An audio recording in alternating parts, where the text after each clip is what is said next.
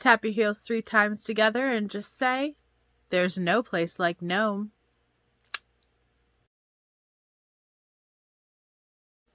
Today, we are still painting. Today, I think we're going to try and paint a gnome thing. I know that those Dollar Tree gnomes are everywhere, and I love them. But I love them because I gave one to my grandmother one year for Christmas, and so I made her a gnome, and he was sitting in a little teacup, and I used all supplies from the Dollar Tree because at the time I was kind of broke. But I used to watch this show called David the Gnome, and Tom Bosley was the gnome. And I would sit in my grandparents' basement in the summer, and I would watch this show, David the Gnome. So gnomes always reminded me of her house, and so I gave her a gnome. And then the next year, she gave me one for Christmas. Like, she had gone out and gotten supplies, and she gave me this really beautiful little gnome that sits next to my bed. And she hasn't been feeling great lately, not gonna lie, so I kind of miss her a little bit. And I want to make her a gnome, but I'm also just gonna make a gnome since we've done all those other mini paintings.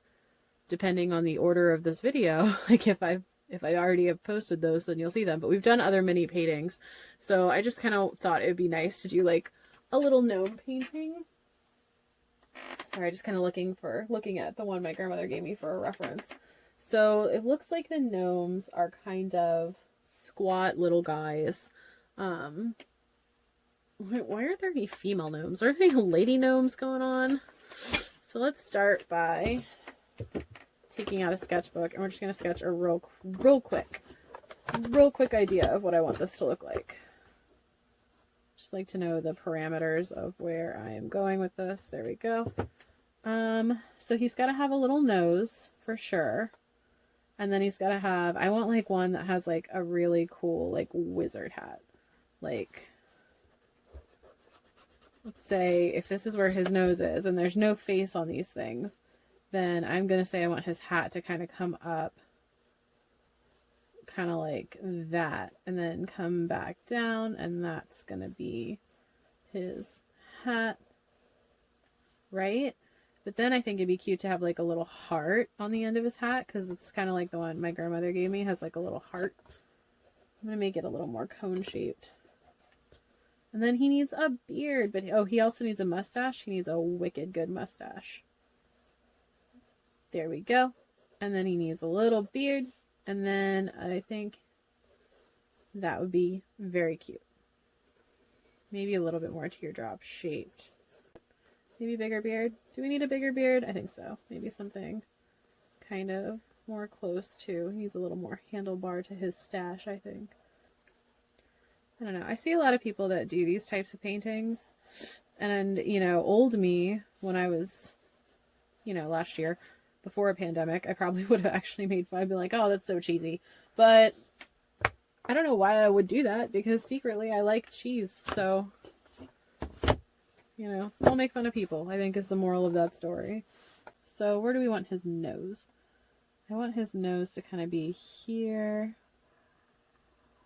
I just need you to be perfectly aware that when I make something, no two drawings ever come out the same, and I'm sorry. So anyway, yes, I used to watch David the Gnome a lot when I was younger and in my grandparents' basement, and my grandmother and I have been doing gnome things. So I thought it would be kind of fun to do this, maybe tell you a little bit about her, because she's not feeling great. Hopefully she's watching this video, and you know, one day she'll see this and she'll know that I love her and I miss her, and one day we'll be able to hang out again because the pandemic will be over. What else? Okay, so cool things that my grandmother used to do. She actually did ceramics for a really long time. That was kind of like popular back in the day. And so she had a kind of like ceramic studio in her basement. But so I used to like hang out at my grandmother's little studio in the summer. I would watch David the Gnome and other Nicktoons, because I'm old enough, they were new then. And I would play around with her paints and her ceramics, and she would sometimes let me fire things or paint ceramics that she had fired. She had a pretty big bead stash because she liked to do these like plastic Christmas ornament things. So she had a pretty big stash of plastic beads. So I would like make jewelry out of her plastic beads. And then she also had this metal cabinet that always had like so much fabric in it. And I would sit there and make rag dolls for myself or dresses for my American Girl dolls, or like chokers out of braided strips of fabric, and I would then paint them. It was just really, she was always very encouraging when I was little of all of my craft projects. I will say that, like, my grandmother was really supportive of everything I ever made. And it's very special to find that, I feel. Like, not everyone is always going to be in your corner about making stuff. I remember I had this one guy that I dated in high school, and we joked about getting married, and I said something about I had just read this article in like a Better Homes and Gardens about making newspaper flower arrangements and how I thought they were so cool, and I wanted to make one like in my future house. I would have these like newspaper flowers, like roses made out of newspaper, and he like gave me such crap about it. And he was like, ew, that's so ugly, that's not real decor, no one would ever want that. And I'm just like, well, I would. So, you know, not everyone's always going to be enthusiastic about all of your projects, and honestly, that's okay, because hopefully your grandmother is. There was also, it was so fun to be at her house in the summer. I remember summers with my grandma, that's what I remember. And it was so fun to be at her house in the summer because Nickelodeon would turn into Nick at Night at a certain time, and she always let me stay up late because, you know, I'm a night owl. And it would turn into Nick at Night, and they would have what they called like the block party summer, and they would play like, you know, I Love Lucy for 5 hours straight on one night, or Bewitched for 5 hours straight on another night, and it was the best. She would make me the best lumpy chocolate milkshake ever, and I actually don't like lumpy chocolate milkshakes, but I like her lumpy chocolate milkshakes. And she would make like big bag of popcorn, and we would just sit there and we would watch I Love Lucy. Or like, I remember one time after watching The King and I with her on TV, she tried to teach me how to waltz, which was pretty funny. Honestly, I'm probably so dramatic because my grandmother tried to teach me how to waltz and made me watch all these 1950s musicals when I was little.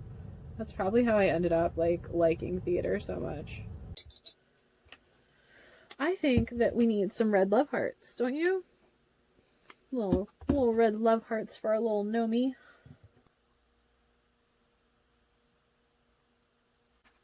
What else did I do with my grandmother? I don't think my grandmother ever missed one of my high school plays. She was at every single one of them, which is saying something because she didn't drive, so she had to ask my mom or my grandfather to bring her. I was in every single high school play all 4 years of high school. Well, 3.5, but who's counting? And my grandmother was at all of them. I have a lot of fond memories with my grandmother. We would always go to her house trick-or-treating because it always had better trick-or-treating than our house. I did a video where I was painting the Gritty mascot from the Flyers, and I said in that video, I was like, the reason that I don't really care about how bad it is that it's going on my wall. No one's going to see this. This isn't like the time that I tried to make something to sell. Like, oh, I hate making things to sell. It's the worst. So I want to neutralize that purple just a little bit. It's a little bit bright for my sake. So I'm just going to put a touch of yellow in because yellow neutralizes purple, makes it a little browner. And I just think that could look kind of nice. To do like, take a little bit of that purple out, just a touch. There we go. Make it more of a dull purple.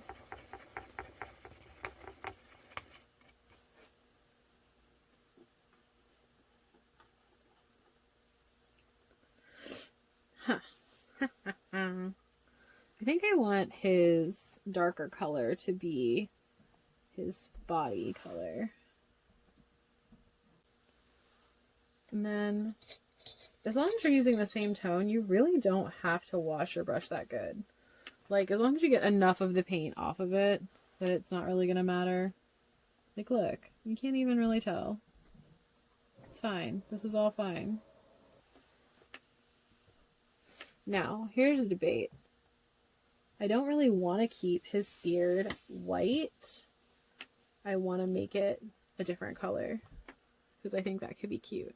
So how do we feel? And I'm just gonna talk out loud here about silver, because like there's some metallic in that paint that could be really cute.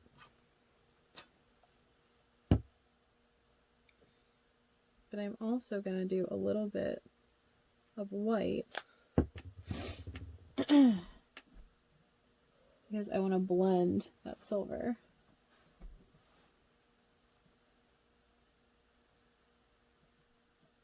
Just want to blend it. A little bit up here, a little bit up here. Like, I want it to be predominantly silver. I just also want him to have a little bit of a white situation. Love that. Love that for you.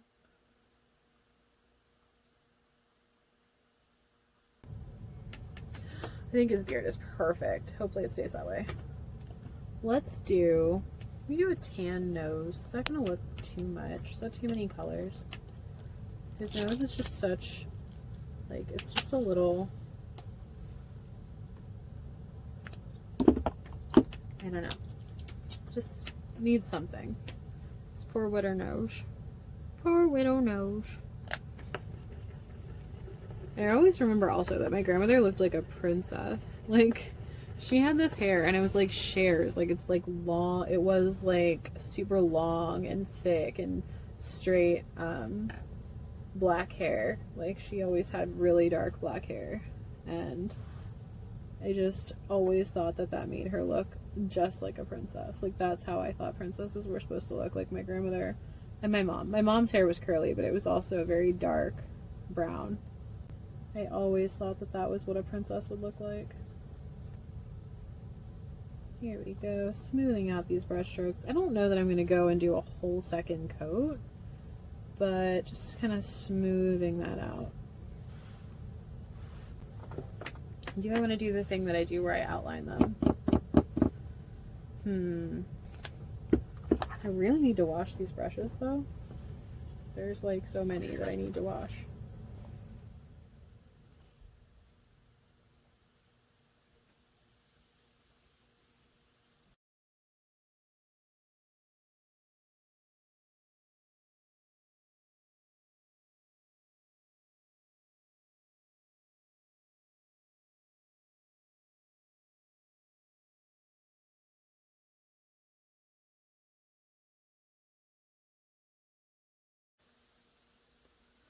I also remember my grandmother used to come get me. So my mom obviously, like, you know, had to work. Like, she couldn't always be a stay-at-home mom.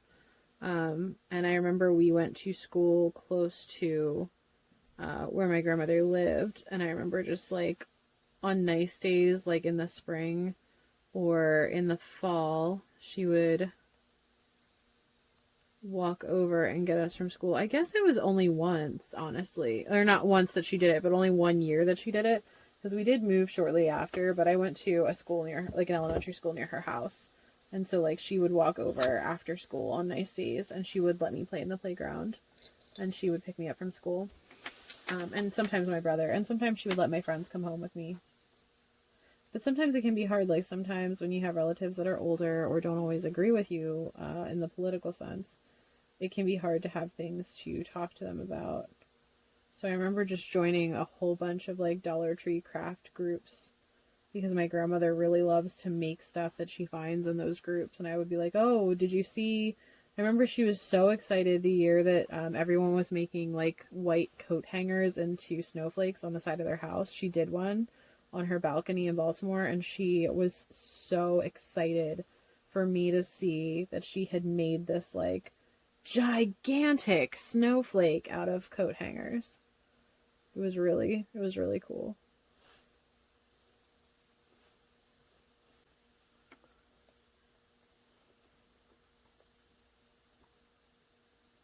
I do want to outline it, but I don't know if I'm going to be able to do it right now because it's still so wet.